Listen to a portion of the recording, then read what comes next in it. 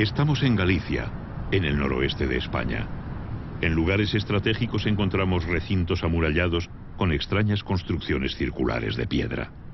¿A quién pertenecieron? ¿De quién se defendían? ¿Cómo vivían? Son los vestigios arqueológicos del pueblo castreño. Este es el castro de Baroña, en Portodosón, en la ría de Noia. Así era en su tiempo.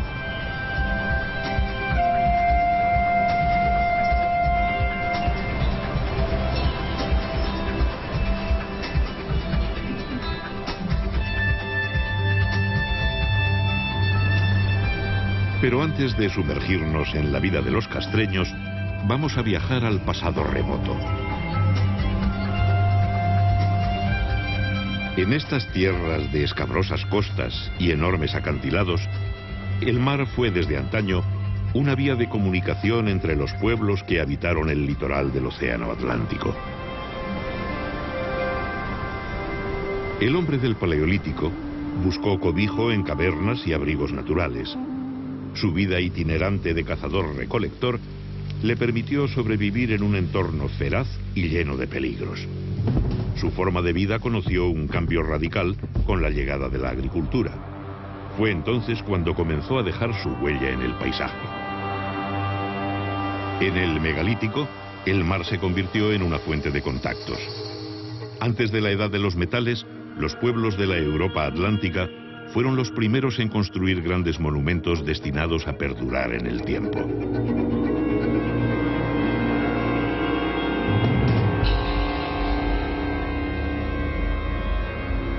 ¿Qué significado tiene el alineamiento de más de 3000 menhires de Carnac en la Bretaña francesa? Tardaron varios siglos en erigirlo, alrededor del 3300 a.C. ¿Por qué lo hicieron? En Irlanda, el túmulo funerario de Newgrange es uno de los monumentos megalíticos más importantes de Europa. Se construyó siglos antes que las pirámides de Egipto. Sus muros externos son de cuarcita. El panteón y los menhires que lo rodean están decorados con espirales, círculos y misteriosos trazos en zigzag. ¿Se trataba tan solo de una tumba? Hay estudiosos que lo describen como un enorme observatorio astronómico, al igual que el santuario de Stonehenge, que supuso la extracción, tallado y transporte de enormes bloques de piedra, algunos de hasta 30 toneladas de peso, desde una distancia de 70 kilómetros. Todavía nos preguntamos el porqué de estas titánicas obras, en las que era necesaria la movilización de grandes recursos humanos y económicos, además de una gran capacidad de planificación y organización. En Galicia, las primeras tumbas megalíticas aparecen alrededor del 4500 a.C. Consistían en cámaras funerarias construidas con enormes losas de piedra. Se las conoce como dólmenes. Colocadas verticalmente, las ciclópeas piedras formaban el aposento funerario y un pequeño corredor de acceso. El dolmen se sepultaba formando un túmulo de tierra y piedras.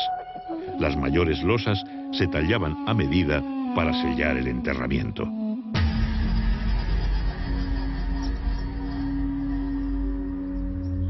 El cuerpo del difunto era inhumado en el interior del dolmen. Los objetos de prestigio de sus ajuares funerarios ponen de manifiesto la existencia de jerarquías sociales. Aquellos dólmenes, o mámoas, como se les llama en Galicia, donde se enterraba a personajes notables para la comunidad, funcionaban como auténticos mausoleos, es decir, eran a la vez tumbas y santuarios donde se celebraban ceremonias de ofrendas a los ancestros y de culto a los muertos.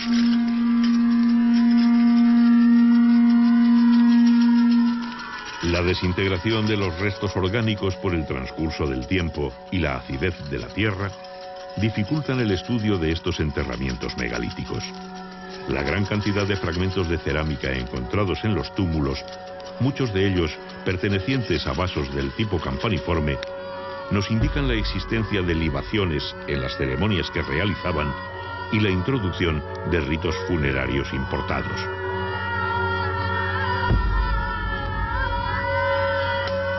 El colosal esfuerzo invertido por estas sociedades del final del Neolítico en la construcción de estos monumentos y su profusa presencia en el paisaje evidencian la importancia que tenían los antepasados y su profunda creencia en el más allá, en la vida después de la muerte.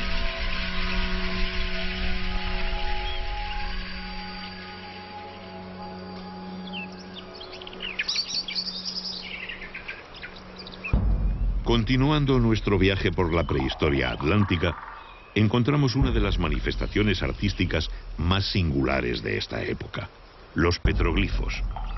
El hombre siente la necesidad de plasmar en la piedra aspectos de su vida y sus creencias.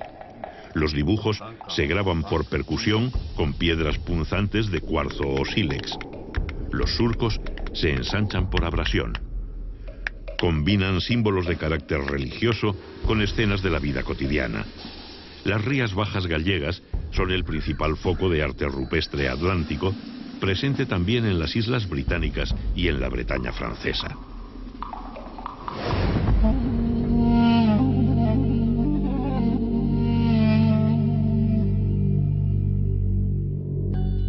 En la Edad del Bronce aumenta la población y los asentamientos se hacen más estables.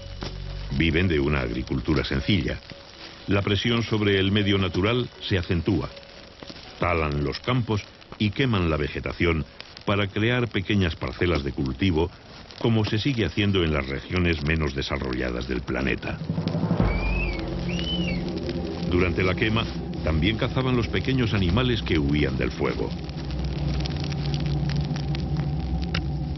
Labraban la tierra con azadas de piedra y de palo para cultivar plantas leguminosas y variedades primitivas de trigo y otros cereales. Cada pocos años tenían que cambiar de lugar.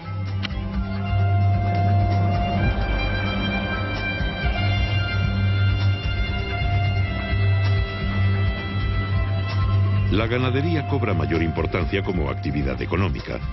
Constituye una incipiente industria de productos como carne, lácteos, pieles y lana.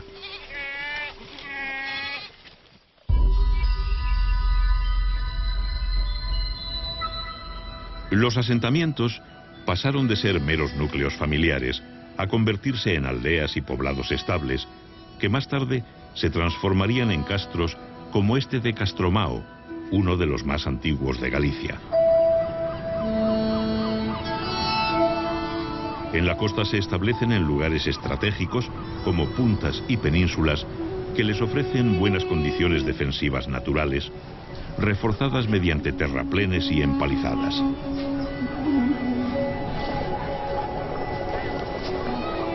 Son de pequeñas dimensiones y están habitados por unas pocas familias. Su ubicación les proporciona el acceso directo a la gran variedad de recursos que les ofrece el mar. Viven principalmente de la pesca, el marisqueo y los cultivos de huerta. Sus recursos se complementan con la ganadería y la recolección de frutos silvestres. El mar se convierte en una puerta abierta a contactos e intercambios culturales y comerciales con otros pueblos.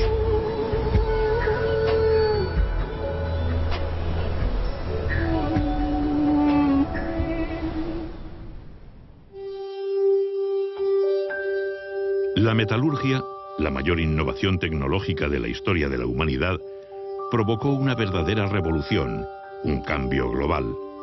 Algunas piezas metálicas se convierten en bienes de prestigio y pasan a ser de gran valor. Los útiles de piedra pulimentada sirvieron de modelo a las nuevas herramientas de bronce. Desde la aparición de la metalurgia, en torno al 2500 a.C., las manufacturas metálicas fueron objeto de intercambio a lo largo de las costas atlánticas y más allá. Un intenso tráfico marítimo unía la península ibérica, las islas británicas y la zona del Canal de la Mancha. Navegaban en embarcaciones construidas con mimbre y revestidas de pieles impermeabilizadas con sebo.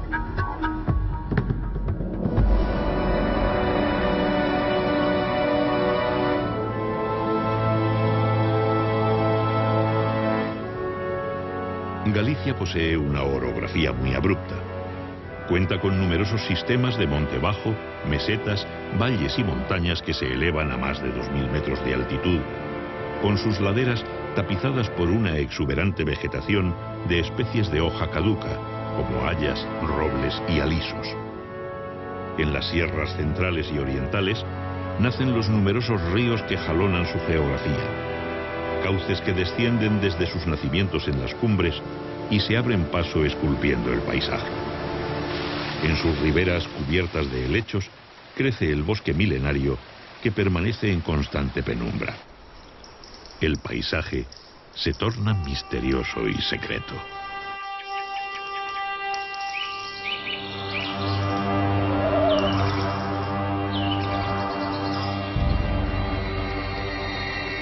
Las sociedades de la Edad del Bronce sacralizaron la naturaleza con divinidades asociadas a montañas, ríos, manantiales, lagunas y bosques.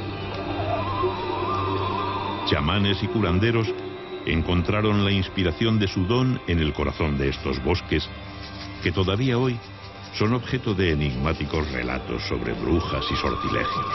Muchos rasgos de las prácticas religiosas de la Edad del Bronce han llegado hasta nuestros días, fosilizados en el folclore europeo. Ninfas, trasgos, gnomos y otros espíritus son entidades míticas que hunden sus raíces en esta remota época. Posiblemente, los pescadores y cazadores que se adentraban en estos parajes ocultos se sometían a algún tipo de iniciación parecida a las que todavía se realizan en algunas comunidades de creencias animistas de África y América para protegerse de las terribles fuerzas sobrenaturales que existían en estos lugares.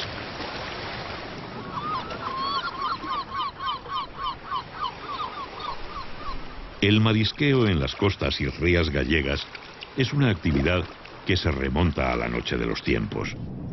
El llamado fenómeno de afloramiento provoca un extraordinario aumento del fitoplancton en el agua que convierte este litoral en un área de pesca y de biodiversidad única en el mundo. Los pobladores de finales del Bronce y principios de la cultura castreña capturaban crustáceos entre las rocas de la zona intermareal. También consumían percebes, mejillones, lapas y caracoles marinos. La pesca se documenta por los numerosos restos de peces encontrados, como merluzas, caballas, jureles, besugos, congrios y un sinfín de especies más. Para su captura empleaban redes y anzuelos de cobre, bronce y hierro. El pulpo lo deshidrataban para su conservación y los pescados azules los secaban después de ahumados.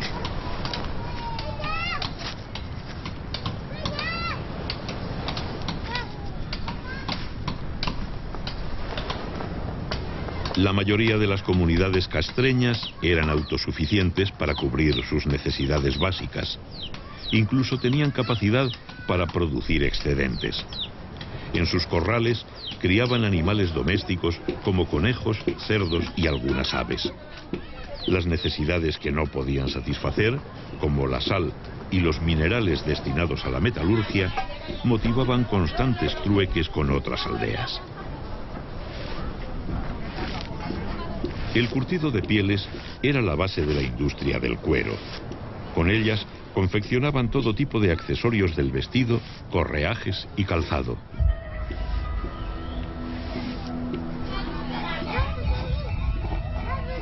La molienda del grano la realizaban en molinos barquiformes que exigían un considerable esfuerzo.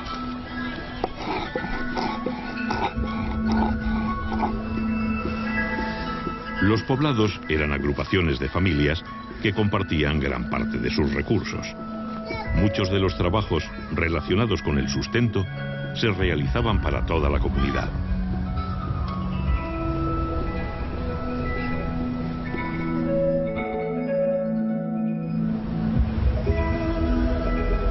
Viajamos hasta La Lanzada, en las Rías Bajas. La ermita y los restos del antiguo castillo atestiguan el destacado papel que tuvo este enclave en la historia de Galicia. Habitado desde el siglo VII a.C., es un rico yacimiento arqueológico que ha proporcionado valiosos datos sobre la cultura castreña. Desde sus comienzos, fue un enclave dedicado al comercio marítimo. Aquí arribaban barcos procedentes del sur de la península ibérica, cargados con gran variedad de mercancías. En las inmediaciones de este asentamiento existían vetas de estaño, metal que los mercaderes recibían como pago en sus transacciones comerciales. En nuestras excavaciones arqueológicas en la Lanzada hemos encontrado evidencias materiales de los intercambios comerciales entre fenicios, cartagineses y castreños. Por ejemplo, aquí tenemos restos de ánfora. Las ánforas las traían los fenicios y los cartagineses en barcos que se apostaban aquí en la ensenada de Alanzada. Y acompañando estos objetos aparecían también perfumarios, joyas, etcétera, ¿no? En este sentido, Alanzada fue un enclave comercial importantísimo en las relaciones entre el norte y el sur, entre el Atlántico y el Mediterráneo, ¿no? Gracias a esta navegación fenicia que llegaba aquí a Alanzada, ¿no? A finales del Bronce, los fenicios fundaron emporios comerciales en todo el Mediterráneo. Viajaron hasta los confines del mundo conocido, atraídos por la riqueza de las míticas Casitérides, las islas del estaño, que los relatos antiguos situaban en el tenebroso océano, más allá de las columnas de Hércules. Las Casitérides eran para los mediterráneos una especie de Eldorado, un lugar de su geografía mítica que representaba la proverbial abundancia de metales de las tierras atlánticas. Comerciaron con los pueblos atlánticos durante centurias hasta la caída de Cartago en el siglo II a.C. Traían vajillas, joyas, tejidos, conservas, sal y metales. A comienzos del primer milenio a.C., los fenicios ya habían introducido el hierro y el vidrio en los circuitos meridionales del comercio atlántico.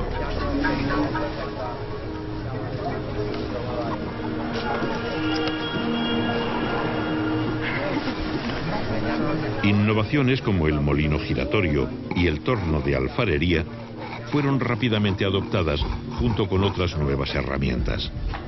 También asimilaron modas en el consumo de alimentos, el vestido y el adorno personal. Los pueblos atlánticos exportaban el estaño desde antiguo. Producían lingotes de pesos estándar con los que pagaban las importaciones. También ofrecían a cambio plata, oro y pieles de animales.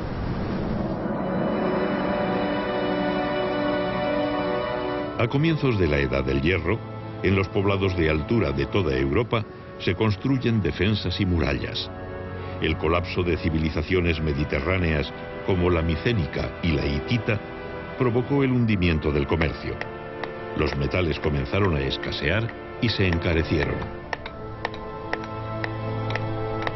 Los poblados tuvieron que fortificarse para defender sus reservas y su producción metalúrgica de los ataques de las bandas de pillaje. En toda Europa se vive un ambiente de mayor actividad bélica.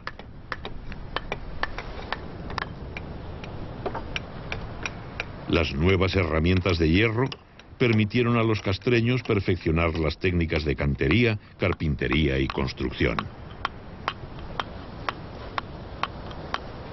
Al mismo tiempo que los poblados se amurallaron convirtiéndose en pequeñas fortalezas, las viviendas de barro se transformaban en casas de piedra.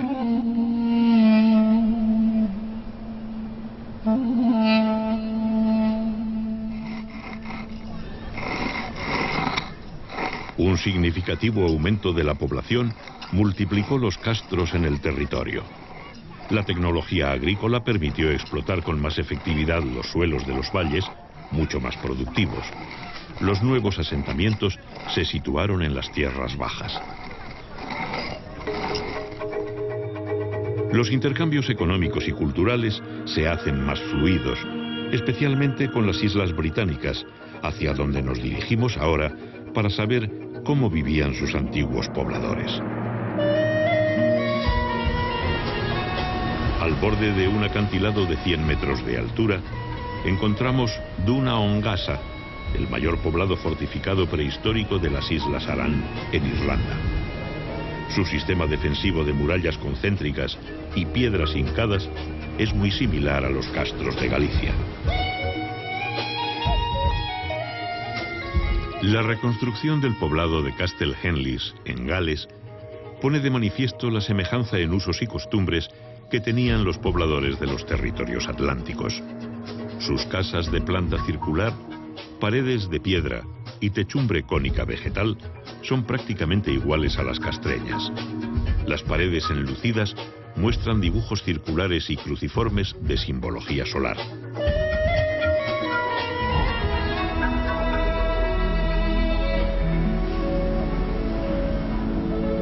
En la desembocadura del río Miño, el monte de Santa Tecla alberga uno de los castros más célebres del noroeste de España. Fue construido hacia el siglo I a.C. Desde el yacimiento arqueológico se presencia uno de los paisajes más bellos de Galicia. Casas, escaleras, hogares, vías empedradas y conducciones de agua nos hablan de una sociedad que llegó a un considerable desarrollo técnico para su época.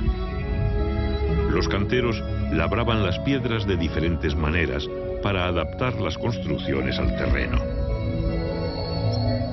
Los grandes corrales que se aprecian en algunos yacimientos nos indican la importancia que tuvo el ganado vacuno, que les proporcionaba fuerza de tiro, alimento, pieles y abono.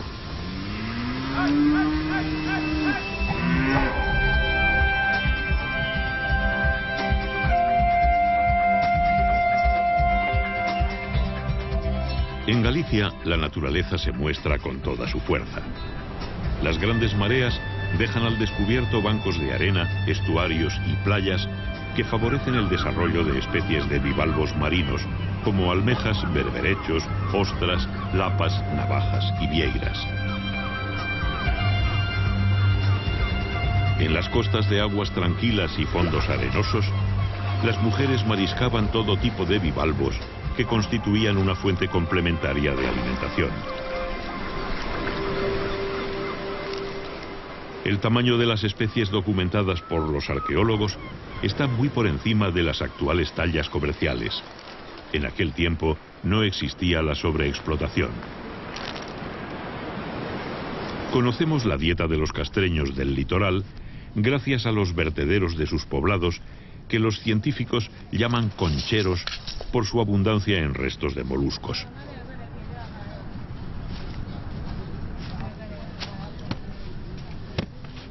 La actividad textil estaba a cargo de las mujeres. Los numerosos restos de husos y pesas de telar encontrados en las excavaciones revelan que la confección de tejidos era de gran importancia para estas comunidades. El lino y la lana constituían la base de la industria textil, que también incorporó las innovaciones mediterráneas. Telares compuestos y de placas, ruecas y sarillos permitieron perfeccionar la hilatura y el tejido. Del exterior llegaron nuevas influencias en el vestido y adorno personal. El afeitado se pone de moda. Para preservar el grano de la humedad, fabricaban los cabazos de mimbre, que fueron los precursores de los típicos hórreos gallegos.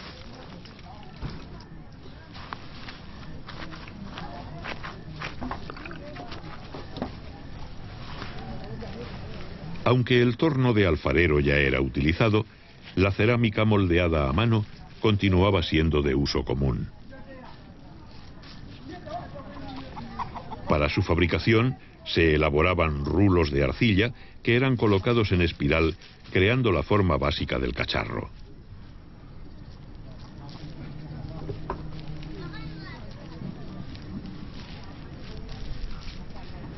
Después se unían entre sí las tiras de arcilla, se alisaba la superficie y se daba la forma definitiva. Luego lo dejaban secar completamente antes de someterlo al fuego.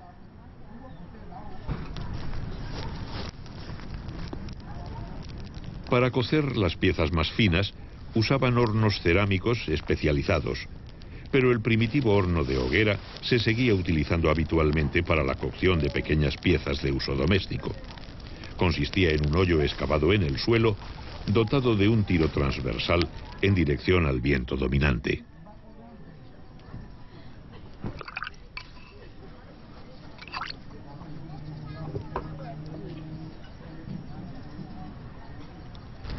Más tarde, la pira se cubría parcialmente con tierra para concentrar el calor.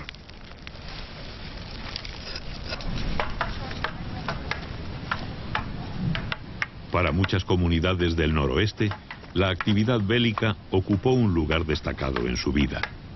Desde jóvenes se preparaban para la guerra.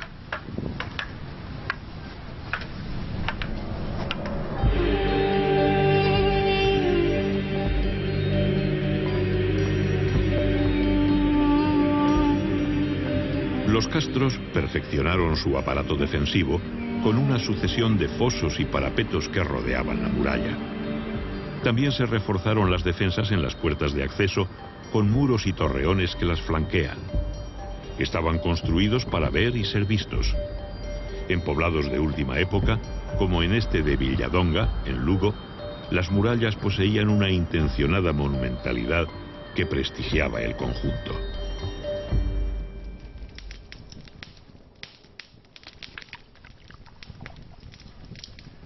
Los forjadores cobran un papel muy importante. La guerra y la defensa de los bienes comunales ante el pillaje les otorgan un estatus especial. De ellos depende la producción y la mejora de las armas. También son importantes por favorecer la expansión de la agricultura gracias a la fabricación de herramientas de labranza.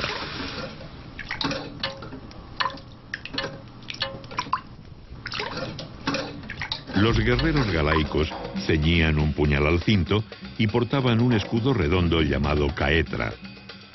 Podían llevar una espada o varias lanzas.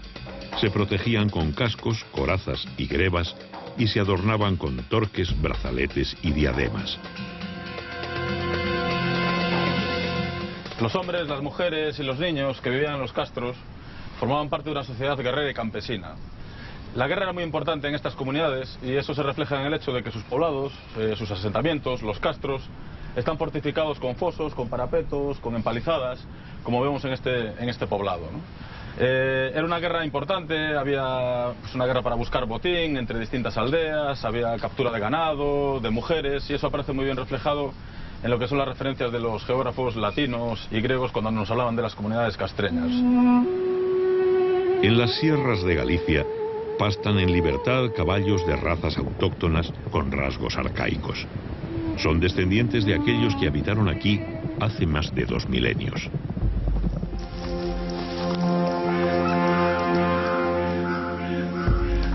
Los caballos eran un símbolo de poder y riqueza. Nunca formaron parte de la dieta, se utilizaban para la guerra y en los sacrificios. El autor clásico Diodoro de Sicilia nos habla de las bandas de pillaje. Cuando sus jóvenes alcanzan la plenitud de su fuerza física, aquellos que son pobres en riquezas materiales se reúnen en lugares montañosos y de acceso difícil, donde forman bandas de talla considerable y después bajan a Iberia y juntan riquezas gracias al pillaje. Por su importancia, los caballos constituían un magnífico botín. Los valerosos jóvenes de estas bandas capturaban los caballos derribándolos. Posiblemente esta forma de atraparlos haya perdurado hasta nuestros días en la popular fiesta de las rápadas bestas, en la que una vez al año bajan los caballos del monte, los apresan y les cortan las crines.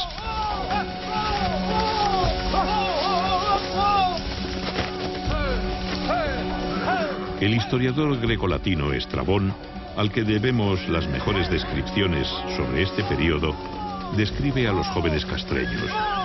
Son hábiles en emboscadas y exploraciones, ligeros y capaces de salir de los peligros. Al parecer tenían un gran conocimiento de las técnicas militares, matizadas por sus propias reglas, que enfatizaban el valor personal, la intimidación, la bravura y la ferocidad.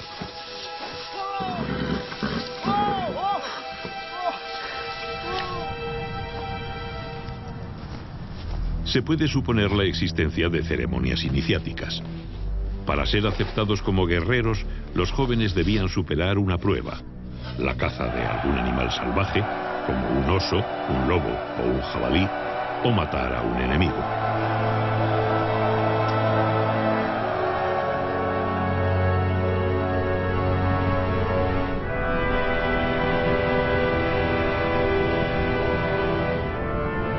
Parece sacada de un cuento. En esta pequeña península, en la ría de Muros y Noia, batida por el mar y los furiosos vientos oceánicos, se encuentra la recoleta ciudadela de Baroña, uno de los yacimientos prehistóricos más espectaculares y visitados de Galicia. Es un lugar enigmático. El visitante experimenta un magnetismo comparable al que se percibe en el famoso cromlech de Stonehenge. La monumentalidad de sus estructuras y su situación geográfica hace que sea un yacimiento excepcional entre los más de 3000 que existen en Galicia, más o menos la mitad de los que hay en toda la Europa atlántica. Su muralla, dispuesta en varios circuitos a diferentes niveles, posee un intencionado sentido escenográfico. Esta audaz obra pública refleja una decisiva voluntad de alcanzar prestigio sobre las comunidades vecinas.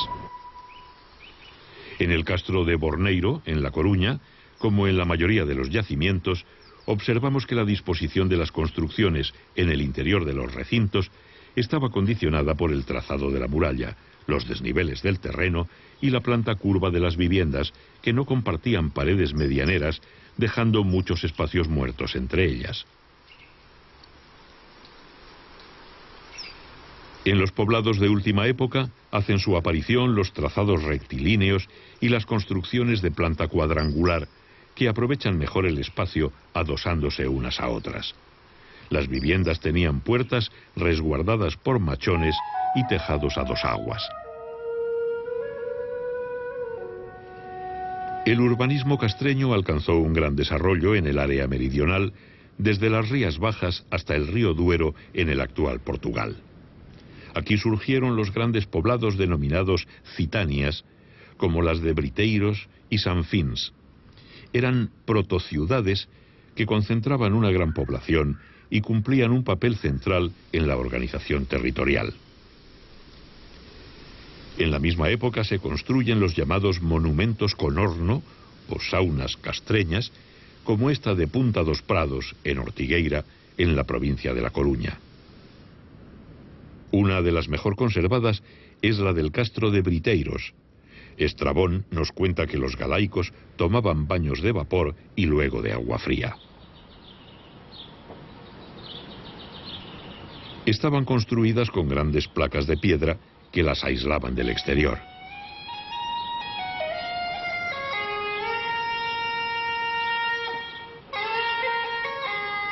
La cámara de vapor se cerraba con la llamada pedra formosa, decorada con rosetas, sogueados, esvásticas, reticulados y entrelazados. De forma pentagonal, en su base tenía un pequeño hueco semicircular por el que se accedía al interior arrastrándose. De esta forma se evitaba que la fuga de vapor fuera excesiva. La sauna castreña era de planta rectangular parcialmente soterrada, con tejado a dos aguas y dividida en 3 cámaras y un atrio. El agua se canalizaba hacia el interior para ser calentada en contacto con piedras candentes en la cámara del horno. Otro magnífico ejemplo de sauna lo encontramos en Sanfins, también en Portugal. Según algunos autores, la práctica termal castreña tenía un marcado carácter religioso, relacionado con ritos iniciáticos, guerreros y de purificación. Se las llamó pedras formosas por la belleza que poseía la primera que se encontró en Briteiros a finales del siglo XIX.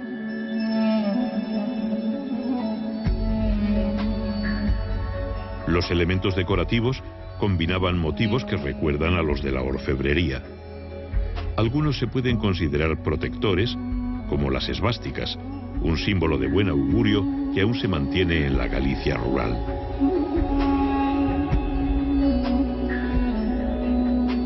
Los diseños decorativos castreños son geométricos con un predominio de la línea curva. Se cree que estos elementos arquitectónicos buscaban la ostentación para expresar el prestigio social de los moradores de las casas.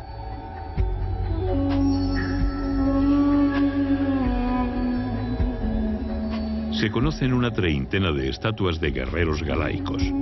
Representan figuras masculinas en pie, en actitud de parada y exhibiendo sus atributos militares.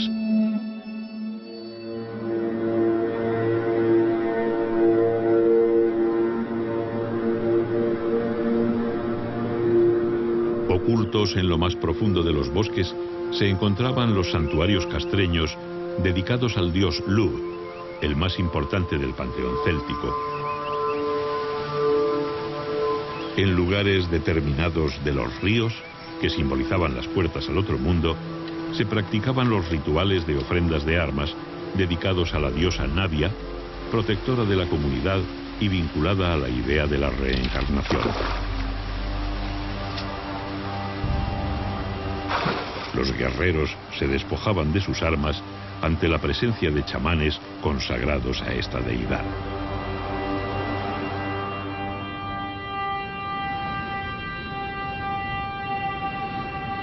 Creían en dioses hacedores del mundo, en divinidades relacionadas con la guerra, el vigor físico y la fuerza, y en deidades relacionadas con la producción y la abundancia.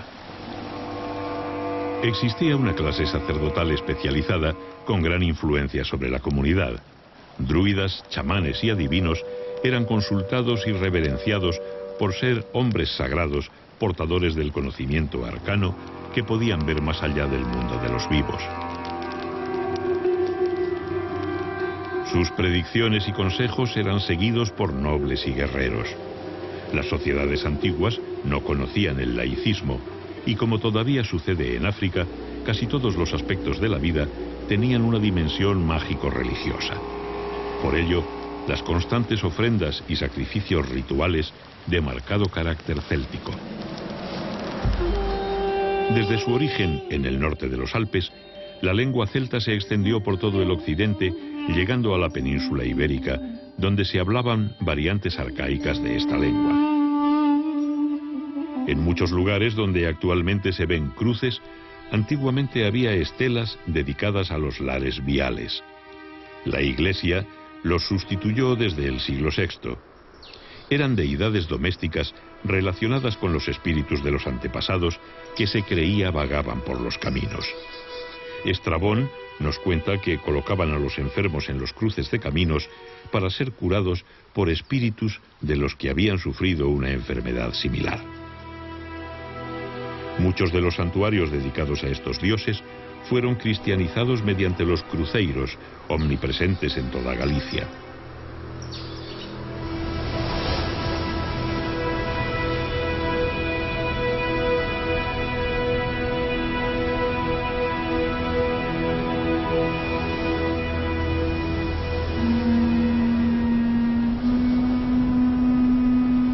El cuerno fúnebre suena desde lo más alto del acantilado. Un poderoso guerrero ha muerto y va a ser incinerado. Estos farallones que se adentraban en el mar, al igual que las islas, eran considerados territorios limítrofes entre el mundo de lo terrenal y el sobrenatural, situado en un lugar lejano en medio del océano.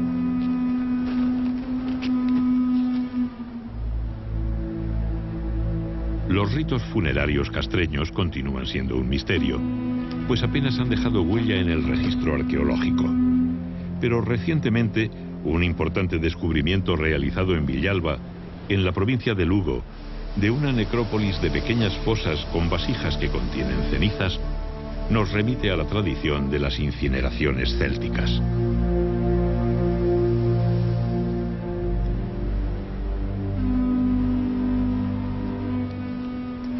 El difunto era despojado de sus joyas personales como pulseras, torques y su puñal de antena. El oficiante entregaba sus armas y posesiones al sobrino del finado. En estas tierras del noroeste, tradicionalmente las hijas heredaban de sus madres. Los varones estaban ligados especialmente a su tío materno.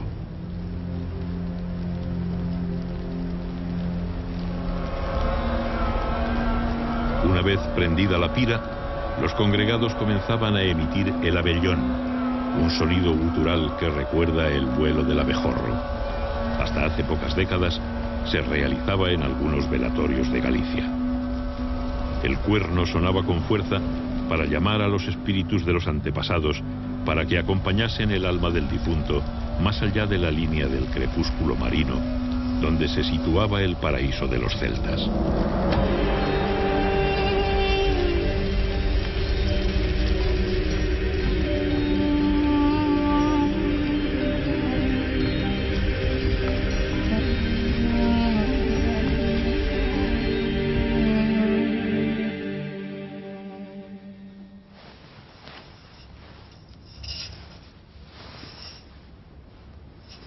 Los recientes descubrimientos realizados en castros de Galicia documentan que las cenizas del difunto se enterraban en una cista o arqueta en el suelo de la casa familiar.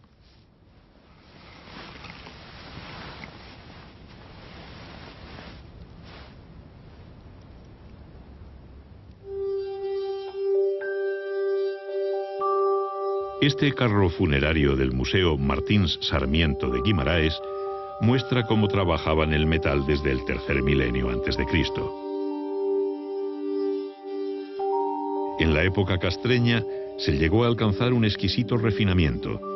Pulseras, pendientes, brazaletes y torques de oro fusionaban los gustos europeos con las influencias mediterráneas. El tesoro de Caldas, del que una parte se encuentra en el Museo de Pontevedra, está datado en el bronce final.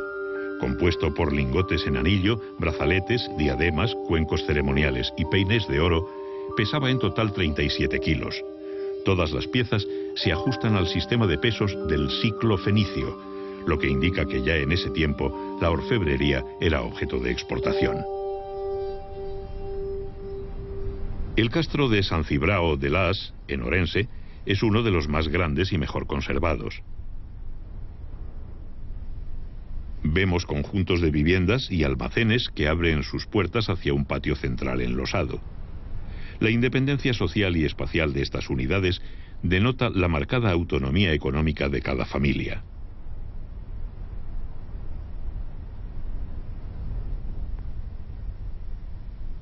Las murallas son monumentales. Hay calles empedradas, aljibes y canalizaciones. En esta última época se cree que estos poblados se encaminaban a la formación de ciudades-estado. Venimos hablando de celtas, pero ¿existió realmente una nación celta? Hoy en día la teoría más extendida es que los celtas no fueron una raza, ni siquiera un pueblo. Se trató de un flujo lingüístico y cultural con sus orígenes en el norte de los Alpes. Había comunidades que hablaban lenguas del grupo céltico y que compartían panteones e ideologías de tipo indoeuropeo. Lo cierto es que muchos pueblos de la antigua Galicia se llamaban a sí mismos celtas, hablaban dialectos célticos, tenían divinidades de origen celta y fueron identificados por los clásicos como celtas.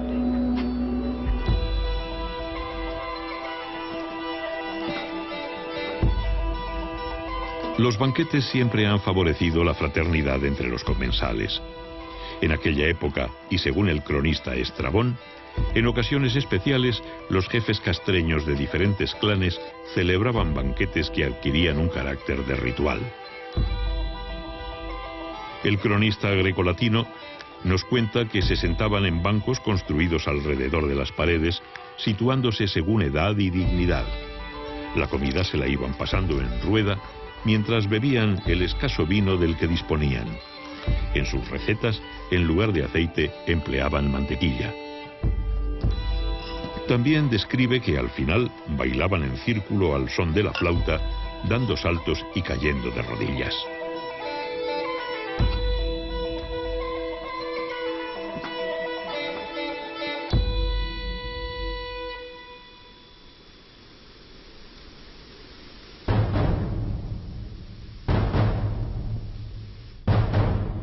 La sedante quietud de la naturaleza se ve alterada por un lejano son. Bajo la bóveda vegetal se propaga el eco de un extraño visitante. La paz se ve amenazada por la llegada de las legiones romanas. Los romanos no eran desconocidos para los castreños. Muchos mercenarios galaicos habían participado junto a Aníbal en su marcha contra Roma a través de los Alpes.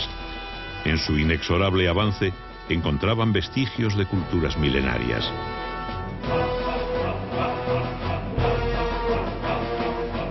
En la comarca del Bierzo, lindando con la actual Galicia, el fantasmal paisaje de las Médulas sobrecoge por su magnitud. Sus paredes verticales son el resultado de una demolición premeditada de la montaña que existía antes de la llegada de los romanos. Era el mayor yacimiento de oro del occidente romano, donde se aplicaron procesos de extracción del metal que se usarían hasta la Revolución Industrial.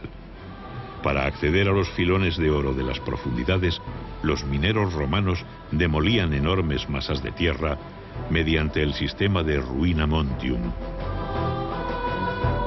Creaban una red de pozos y galerías sin salida, en las que se introducía de súbito un enorme caudal de agua, almacenado en grandes balsas a mayor altura. Esto producía la compresión del aire en los túneles, que actuaba como un explosivo. La masa minada se desgajaba de la montaña y se derrumbaba.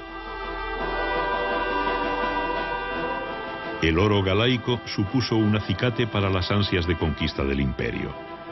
Se calcula que en las minas del noroeste los romanos extrajeron unos 200.000 kilos de oro.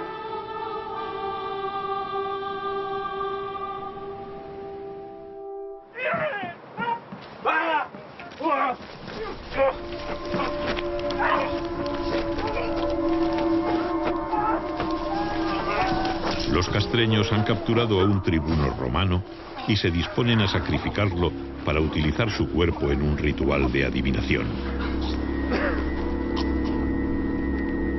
Estrabón nos relata estas prácticas adivinatorias.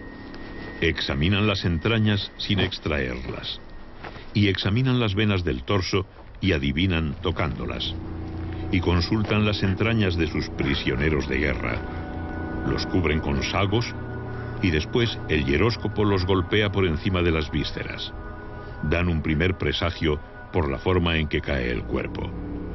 Cortan la mano derecha de los prisioneros para consagrarla al dios Ares. La ocupación del territorio noroccidental peninsular fue lenta y costosa. La conquista se realizó en 3 fases. En el año 136 a.C., Bruto el Galaico anexionó la zona entre los ríos Duero y Miño. En el 61, Julio César llega hasta el puerto de los Ártabros en una expedición marítima, no encontrando resistencia. El emperador Augusto en persona dirige las campañas de las guerras cántabras, que finalizan en el 19 a.C. Diodoro relata que los norteños cantaban himnos de victoria cuando eran crucificados. Los prisioneros se suicidaban, las madres mataban a sus hijos antes que caer esclavos. Preferían la muerte a la derrota. La llegada de los romanos trajo el ocaso a los galaicos. El poder imperial se apoyó en las estructuras existentes para integrar a la población. A finales del siglo I después de Cristo, se puede dar por finalizada la cultura castreña.